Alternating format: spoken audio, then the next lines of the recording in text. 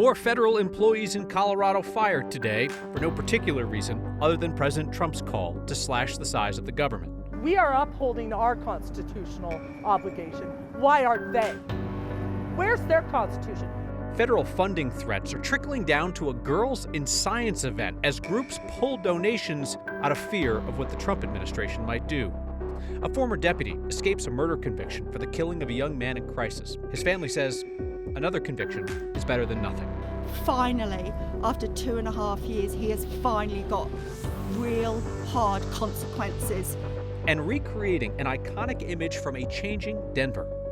I think it's important to just look around you and you can find, history everywhere. Seems history is happening around here every night. On Next. It's difficult to say just how many of the 40,000 federal employees in Colorado are being fired by the Trump administration and billionaire Elon Musk. The government won't say. Without that transparency, we're left to piece together a picture of Musk's dismantling of government agencies by talking to individual fired federal workers, like the dozens of IRS employees let go in Denver today.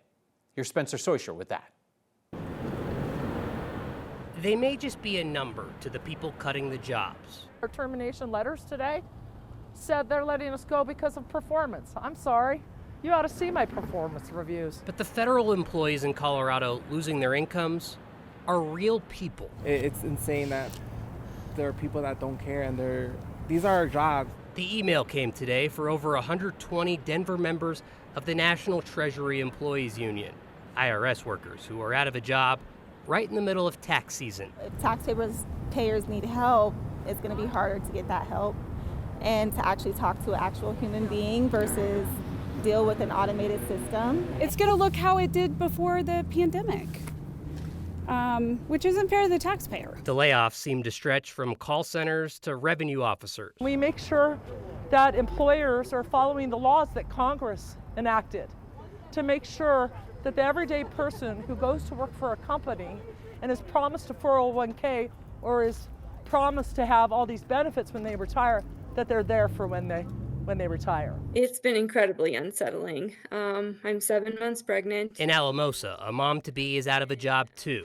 She's one of more than 3,000 Forest Service employees who were fired last week. We've been thinking about, our unborn son and how we are going to navigate the loss of an income, the loss of insurance, the loss of my maternity leave. Rosalie Reese has been with the Forest Service for 1.5 years.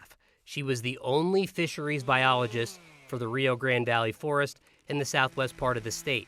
It's 1.86 million acres long. If there's not a fisheries biologist on the landscape assessing the health of our watersheds, assessing the health of our fisheries and our streams, you're gonna see those impacts downstream of all of these national forests, and pretty much everywhere in Colorado is downstream of a national forest. Hundreds of Colorado-based federal workers out of a job. Jobs, they say, matter. And it's offensive to tell me that I am a lazy federal worker. And I got news for you. The federal benefits aren't as great as you all think they are. We're not here living off of the American people tax dollar. We're trying to save it. Rosalie says positions like hers do more than just water quantity and quality. It affects wildfire resiliency too. She helps create wildfire buffers so fires don't burn as hot or without barriers. I think it's important for us to tell folks what these federal employees do, right? Because they all have such specialized functions. Every one of these folks, right, got that email from Elon Musk's team saying, get on board, get loyal, or you might go. Right, the fork in the road email. Rosalie says she got that one as well. And I was like, why didn't you take that? Did you consider taking it? No, I like my job. I want to keep doing what I'm doing. I want to support my family long term, and this is the career that I chose. Yeah, you hear that from a lot of federal workers, that they take pride in serving the country through working in the federal workforce. Spencer Soisher, thank you. Energy Secretary Chris Wright, fossil fuel exec from Colorado, really has his hands full in his new role. President Trump said he picked Wright because of his expertise with extracting oil and gas, but the Department of Energy handles way more, including a shared responsibility for America's nuclear arsenal. And if Wright planned to frack it till you make it, he's had a rude awakening. He now says they made a mistake in firing nuclear security workers. We are right-sizing the department, and I probably moved a little too quickly there. And when we made mistakes on layoffs in NNSA, we reversed them immediately, less than 24 hours. NBC News reported the Department of Energy struggled to rehire its nuclear safety staff because they didn't have their email addresses, their personal emails. NBC said that Wright's department was asking colleagues if they had personal contacts for their friends who got fired. Democratic governors are taking a variety of approaches in response to President Trump's sweeping attempts to consolidate power and change American government. Illinois Governor J.B. Pritzker drew a parallel to the authoritarian methods used by the Nazis to overrule the German Constitution. New York Governor Kathy Hochul stood up to Trump, declaring himself the king, saying that America is a nation of laws, not ruled by a king.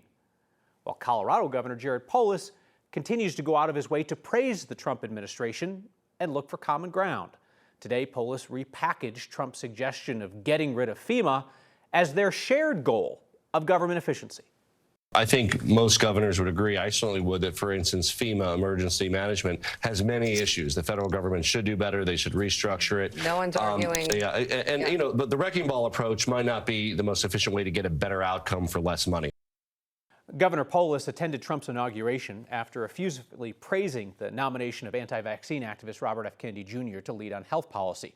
That earned Polis praise from the Colorado Republican Party. 2 hospitals in our state will soon resume some gender-affirming care for teenagers after federal courts temporarily blocked President Trump's threat to pull federal funding from hospitals who provide those services. Denver Health and Children's suspended gender-affirming surgeries and medications for patients under the age of 19 late last month. That followed the executive order from the president. 2 federal courts have since temporarily stopped Trump's order while they sort out lawsuits from patients who say their medical care has been disrupted. Earlier this week, Democratic Attorney General Phil Weiser announced Colorado would join one of those lawsuits. Well, now Denver Health and Children's both say that they will resume that medical care like hormone therapy and puberty blockers. But Denver Health said it is not ready to resume surgeries just yet, citing, quote, the uncertainty of the legal and regulatory landscape. UC Health also suspended surgeries and medical care for those patients under 19 last month. Today, their spokesperson told us they're waiting for a more lasting court order before they decide what to do. A jury has found the former Clear Creek County deputy who shot and killed Christian Glass guilty of criminally negligent homicide. It's essentially a slap on the wrist compared to the second-degree murder conviction that prosecutors sought. It took the jury less than a day to reach a verdict in the retrial of Andrew Bune. It was June of 2022 when a young man named Christian Glass called 911 for help while he was having a mental health crisis. A 22-year-old had crashed his car, and he was freaked out. He refused to get out of the vehicle when deputies arrived, said he was scared. Deputy Bune broke the car window, shot Glass with beanbag rounds, fired a taser at him, then shot him 5 times. Today, Christian Glass's parents said this lesser conviction is justice for their son. We knew in our hearts that whatever happened, it doesn't bring our son back. And that's the thing. It doesn't bring our son back. But when I saw him handcuffed, it was like, Simon, finally, after 2.5 years, he has finally got real hard consequences for murdering someone. And if he hadn't have been a former police officer, it would have happened sooner. In Bune's first trial, he was found guilty on a lesser charge as well, reckless endangerment. That first jury deadlocked on the second-degree murder charge. There was a single holdout, according to jurors. Bune will stay in custody until he's sentenced in April, when he faces up to 3 years in jail and a fine of up to $100,000. The Trump administration's remaking of the federal government is a fight over trillions of dollars that can trickle down to a few thousand here and a few thousand there. Like $8,000 for a museum event in Boulder County to get girls interested in science and technology, the kind of thing that people didn't think twice about until anything related to gender made organizations a potential target of Trump. Evan Krugel has the story. At the WOW Children's Museum in Lafayette, kids learn through play. Bump, bump, bump, bump. Do I seem okay, doctor? Joanna Kagan. Yes? Oh, good. I'm really glad to hear that. Says it's a place for kids of all backgrounds to learn just how cool science can be. Whatever their background, whatever language they speak, however they like to play, we're here to support that experience. Every year, they host a Girls in Science event to inspire young girls to pursue careers in STEM. This is the exact type of thing they'll be experimenting with. They'll also be doing hands-on experiments that these women in STEM professionals bring with them to WOW. But this year, groups that typically sponsor the event are backing out over concerns they could lose federal funding if they spend money on something the Trump administration considers diversity, equity, or inclusion. What we're hearing is that it really is coming down to a lack of clarity around these guidelines and what jeopardy these organizations may be putting themselves in if they choose to support events that celebrate diversity. Carly Knudsen says all but one of last year's sponsors have backed out, leaving them in an $8,000 hole to host the event. We reviewed records showing those sponsors include private companies with government grants and large public institutions across Colorado. We never thought this was a political event or a controversial topic to inspire young girls in the sciences and have them meet female role models. So when we heard from our partners that they didn't know they could support this, we decided to turn to our community. Within 30 hours, Carly says more than $10,000 has come in. We were blown away. We are a small staff, and it was nothing but hoots and hollers and cheers over the last 24 hours. It means the event is back on. We are so grateful to know that we have people in our corner who are willing to support us through all times, good and bad. Now, it's not just funding being impacted. The museum says some scientists that typically show up to represent their organizations have expressed questions over whether they'll be allowed to be involved in this event and if their involvement could impact future funding for their agencies. Kyle? I have to believe, right, that this can't be the only museum event that could run afoul of what Donald Trump wants America to be like. Yeah, they have events like this all year, a Dia del Niños event coming up this spring, an Indigenous Peoples event they do later this year each year. So certainly a lot of events that are kind of up in the air right now as they wait for more clarity on these DEI initiatives. Well, and as these things begin to impact communities, we want to hear about it. Reach us here at the Next Team because we want folks to understand what's going on. Evan Krugel, thank you very much. Hey, who wants to vote on wolves again? Because letting Coloradans decide predator policy went so smoothly last time. And history repeats itself on Colfax as the city prepares for a transportation transformation. We'll meet an artist inspired by the last big change. Next.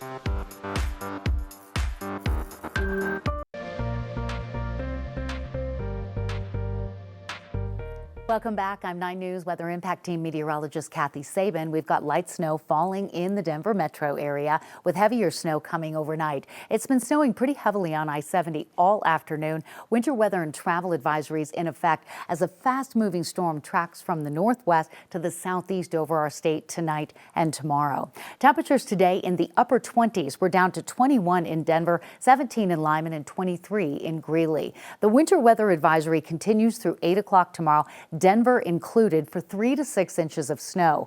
Lighter amounts for Denver north, heavier amounts closer to the 4 and 6 inch range to the west and south of town and along the Front Range foothills.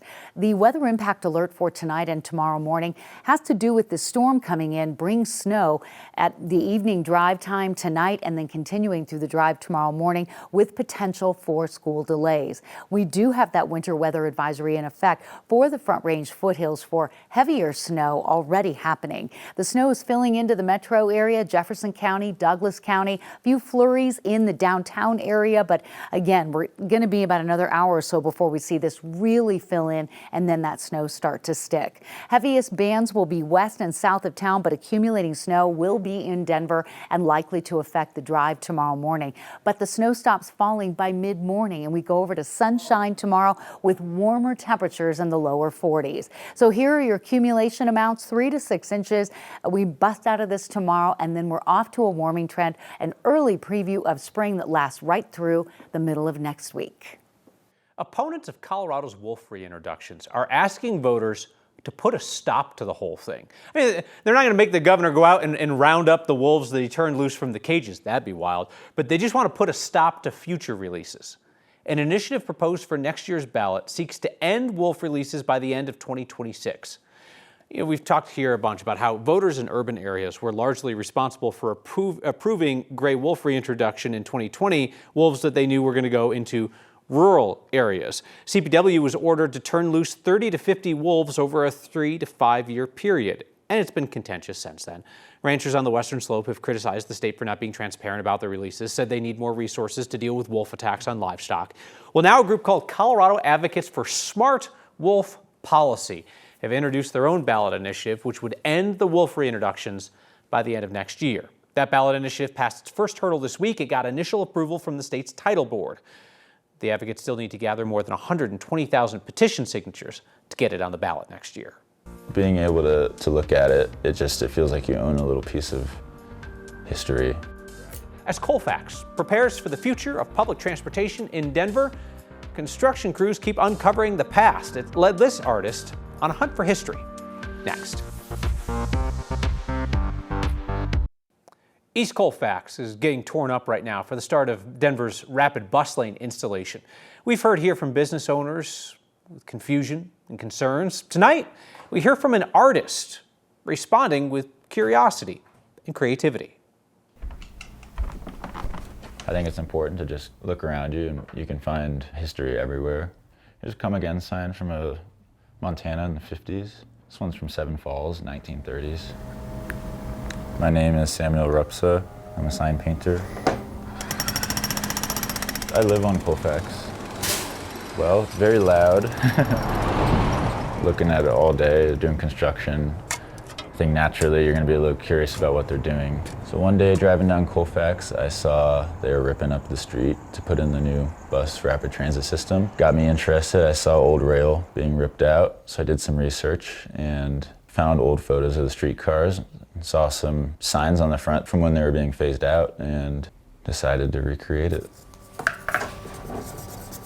I guess the last day that the trolley, at least that specific line ran, was June 3rd, 1950. The sign has a little crying trolley streetcar on it, kind of cute. I think it's important to remember not to take things for granted. In a city like Denver where things are, very quickly going away, there's only so much time left before, it's all replaced with newer things. And being able to look at it, it feels like you own a little piece of history. Just slow down, take a look around, and appreciate what we have going on, because it's not going to be here forever. That's interesting stuff. Nothing lasts forever. Marilyn has feedback. I'll have it for you next. Thank you. Diane wrote in tonight to tell us what happened when she was at Starbucks today. She said that she was fumbling to pay for her order when the guy behind her in line told the barista, "Take the order and I'll pay for it." Diane writes, "While the order was being prepared, that gentleman and I conversed about kindness and courtesy." She said, "May seem small to many, but it made my day." She said, "The vitriol of politics in our country, wars and poverty is heartbreaking to me." Diane wrote, "The kindness of this gentleman encourages me to keep believing that there are many kind people in this world than we imagine. Keep it going with your reporting and kindness." She says, "You and the next staff are appreciated." Well, Diane, thank you for that little bit of kindness.